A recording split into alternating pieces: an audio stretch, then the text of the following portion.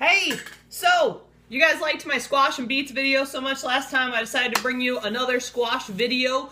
If we do get 110 likes by Sunday afternoon, I'll tell you what, I will make some recipes with this very kind of squash in it today. Today we're going to be talking about how to prepare a spaghetti squash. This is the money, all right? If you're like, oh, I love pasta so much, you're like, hey, here's a spaghetti squash. You can have all the spaghetti you want. All right, so spaghetti squash looks like this. It should be nice and heavy when you buy it in the store. If it's all light, maybe a little bit old, so don't use it then. The hardest thing about spaghetti squash actually is cutting it open, all right? Like, do not slice yourself with that, okay? So this one's actually pre-scored for video purposes, but you gotta get a big knife in there. It doesn't come open that easy. I actually just chopped that ahead of time, so I didn't have like a bloody mess while we were on here. But you can see like struggling through that last little bit. Again, it's like the acorn squash. Scoop out the seeds in the middle, and then I'm going to show you how to season it before you throw it in the oven. So I scooped out the seeds. It's empty. Basically all I'm going to do is I'm going to take a little olive oil and rub it all over it, right? So it's just like the 80s when you took out suntan oil and rubbed it all over. No, I'm just kidding. It's not like that at all. Put the olive oil in, use your fingers, wash your hands first, rub it all around, do the same thing on both sides of it.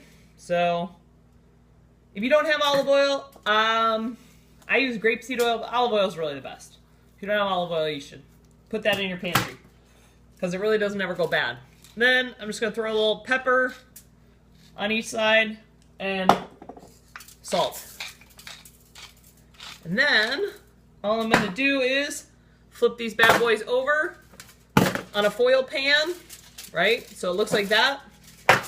2 halves of the squash. And then all I'm going to do is throw them in the oven. So throw them in the oven at 375 for about 40-45 minutes, kind of the same as the acorn squash. And then we'll take them out and I'll show you how you can make them into spaghetti-looking pasta type stuff. Hey, so we're back. We've got some spaghetti squash that's been cooked, and it kind of looks like that on the inside.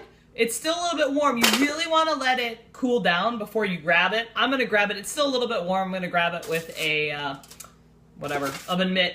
And then in order to make it into spaghetti, basically what you're going to do is you're going to take a fork, and you're going to scrape at the sides of the squash, okay? So I'm going to grab a bowl, throw that out there. Okay, and all I'm going to do is scrape it into the bowl. And it literally comes out, I'm going to show you really close. I don't know if you can see this, but it comes out in kind of like a noodle-y format. Okay? So, you make that.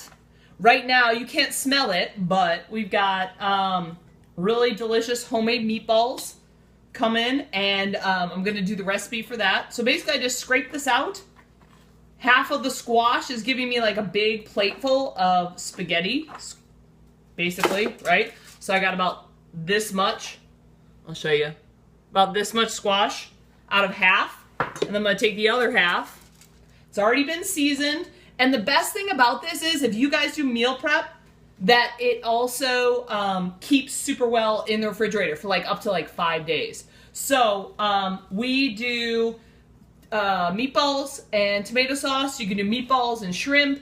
Not meatballs and shrimp, tomato sauce and shrimp, like a marinara sauce. And then you can do a bunch of other things with it. So you can put pretty much on it, anything on it. It's super versatile and it's delicious and it's a vegetable. So you should totally check it out. I'm going to put a recipe together for it and then I will post it with the video. All right.